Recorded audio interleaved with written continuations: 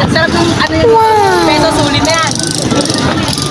For today's video, samahan nyo nga pala kami para gumawa ng commercial. Dito lang nga pala yan sa plaza ng Santa Cruz kung saan kami gagawa ng commercial at pinaka mas magandang commercial.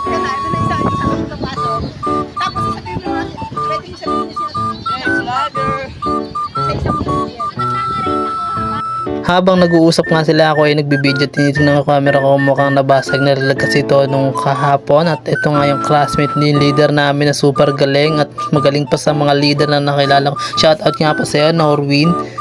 At ito nga pala ang plaza ng Santa Cruz. Grabe, sobrang ganda at sobrang init nga pala ang panahon ngayon.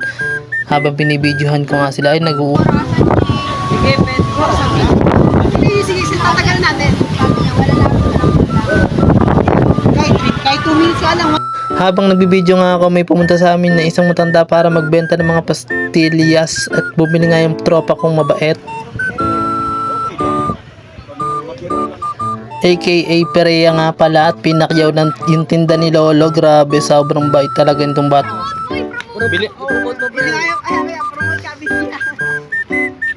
Bili na po kayo kay Lolo. Kayawin mo na.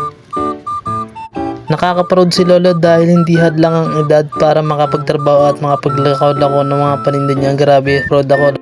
Ito nga pala yung binibenta ni Lolo, small turon, at mas masarap nga pala to kasi inaakala nyo, grabe, akala nyo candy lang pero turon talaga to. Bilhin nyo na.